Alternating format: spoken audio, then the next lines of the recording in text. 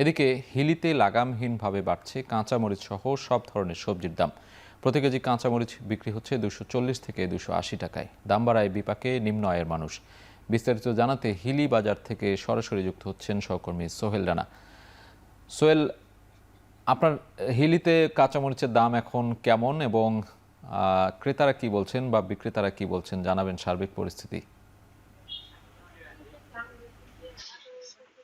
সাজিদ, কয়দিন ধরে আমরা যে দৃশ্যটি দেখছি হিলিতে আসলে বৃষ্টিপাত এবং বন্যার অজুহাতে আসলে অস্থির হয়ে পড়েছে, কিন্তু এই যে হিলির যে কাঁচা বাজার রয়েছে সেখানে শুধু কাঁচামরিচ না, কাঁচামরিচ থেকে শুরু করে সব ধরনের সবজি যে রয়েছে সেই সবজির দাম কিন্তু অনেকটাই বেড়েছে লাগামহীন ভাবে। অর্থাৎ বলাই চলে যে আসলে অভিভাবকহীন এখন হিলি বাজার হয়ে পড়েছে, যেখানে নিয়ন্ত্রণহীন ভাবে কিন্তু দাম বাড়ছে সব ধরনের পণ্যের। আমি যদি আপনাকে একটু দামের বিষয়গুলো বলি, আসলে গত কয়েকদিনের ব্যবধান, অর্থাৎ 3 থেকে আমরা 4 দিনের ব্যবধান বলতে পারি, সেই ব্যবধানে সবজির যে দাম আমরা সেখানে লক্ষ্য করেছি যে পটল বিক্রি হয়েছিল 20 টাকা কেজি দরে, সেটি কিন্তু এখন বিক্রি হচ্ছে 50 টাকা কেজি দরে, এবং বেগুন আমরা দেখেছিলাম 40 টাকা কেজি দরে বিক্রি করতে, সেটি এখন 100 টাকা কেজি দরে বিক্রি হচ্ছে। এবং করলা যেটি রয়েছে, করলা 70 টাকা আমরা বিক্রি করতে দেখেছিলাম, সেটি বিক্রি হচ্ছে 120 টাকা। ঢেঁড়স 20-25 টাকা বিক্রি হলো, সেটি এখন বিক্রি হচ্ছে 60 থেকে 70 টাকা মান ভেদে। এছাড়া কাঁচামরিচের যে কথা বলছেন, কাঁচামরিচের দাম আমরা গত 2 দিন আগেও যেটি দেখেছিলাম হিলি বাজারে 160 টাকা কেজি দরে বিক্রি করতে, সেটি এখন বিক্রি হচ্ছে মান ভেদে 240 থেকে 280 টাকা কেজি দরে। অর্থাৎ কাঁচামরিচের দাম কিন্তু ব্যাপক হারে 120 থেকে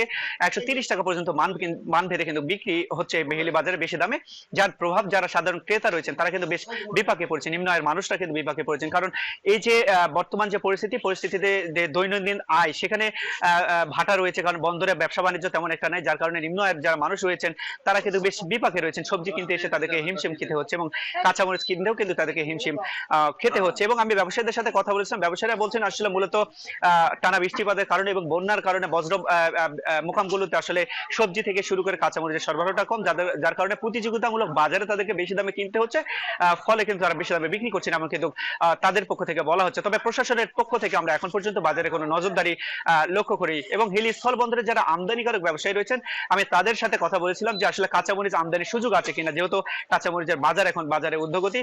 তারা যেটি বলছেন আসলে খামার বাড়ি থেকে এখনো আইপি দেওয়া শুরু করেনি, যদি আইপি দেয় সেক্ষেত্রে তারা ভারত থেকে এই কাঁচামরিচ আমদানি করবেন, এবং আমদানি করলে দেশের বাজারে কাঁচামরিচের যে দাম সেটি কিছুটা নিয়ন্ত্রণে আসবে বলেন তারা বলছে। সব মিলে বলা চলে আসলে সবজির বাজারে এখন অস্থিরতা বিরাজ করছে হিলিতে। সহকর্মী সোহেল রানা যুক্ত ছিলেন হিলি থেকে।